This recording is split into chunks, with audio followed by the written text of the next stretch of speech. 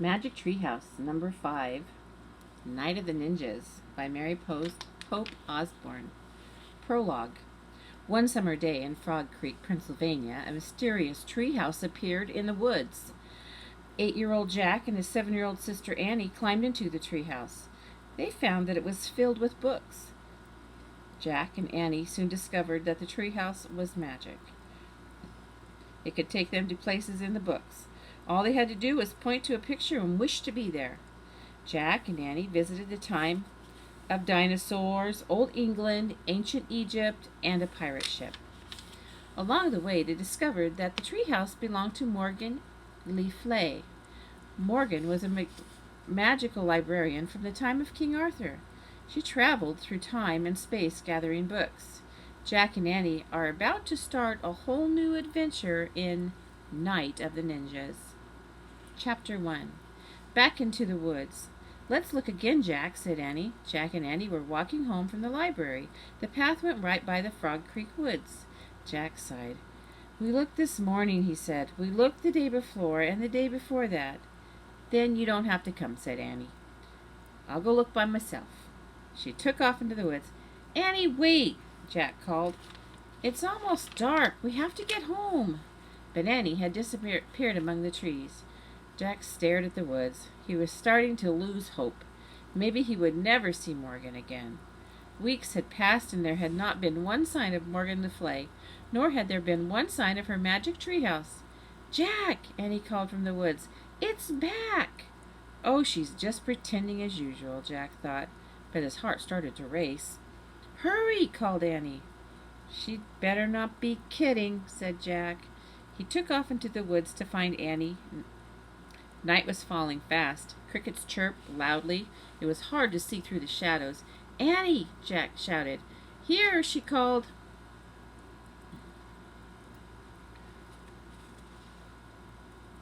Jack kept walking. Here, where? He called back. Here, here. Annie's voice came from above. Jack looked up. Oh, man, he breathed. Annie waved from the window of a treehouse. It was the tallest oak in the woods. A long rope ladder hung down from it.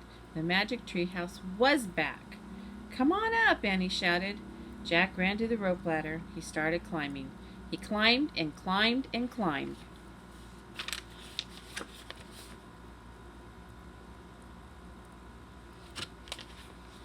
As he climbed, he looked out over the woods. High above the treetops it was still light. At last Jack pulled himself into the treehouse. Annie sat in the shadows. Books were scattered everywhere. On the floor the letter M glowed on the dim light. The M stood for Morgan Le Fay. But there was no sign of Morgan herself. I wonder where Morgan is, said Jack. Maybe she went to the library to get some more books, said Annie. We were just at the library. We would have seen her, said Jack. Besides, the library is closed now. Squeak! A little mouse ran out from behind a stack of books. It ran to the M shining on the floor. Yikes, said Annie. The mouse sat in the middle of the M. It looked up at Jack and Annie. Oh, it's so cute, said Annie. Jack had to admit the mouse was cute. It had brown and white fur and big dark eyes. Annie slowly reached out her hand and the mouse didn't move. Annie patted its tiny head. Hi, Peanut, she said. Can I call you Peanut? Oh, brother, said Jack. Do you know where Morgan is, Annie? Asked the mouse. Squeak. You're nuts, Annie, said Jack. Just because the mouse is in a treehouse doesn't mean it's magic. It's a plain old mouse that crawled in, that's all. Jack looked around again. He saw a piece of paper on the floor. What's that? He said. What's what? Asked Annie. Jack went over and picked up the paper. There was writing on it. Oh, man, whispered Jack after he read the words. What is it? Said Annie. A note, said Jack. It must be from Morgan. I think she's in big trouble.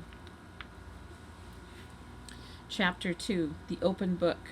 Jack showed Annie the piece of paper. It said, Help me, under a spell. Find 4 thin... Oh, no, said Annie. We have to help her. But what's a thin? Maybe she was trying to write things, said Jack. See how the end sort of runs off the page? Maybe the spell was starting to make her disappear or something, said Annie. Right, said Jack. I wonder if she left any other clues. He glanced around the treehouse. Look! Annie pointed at a book in the corner. That's the only open book, she said. Jack looked around again.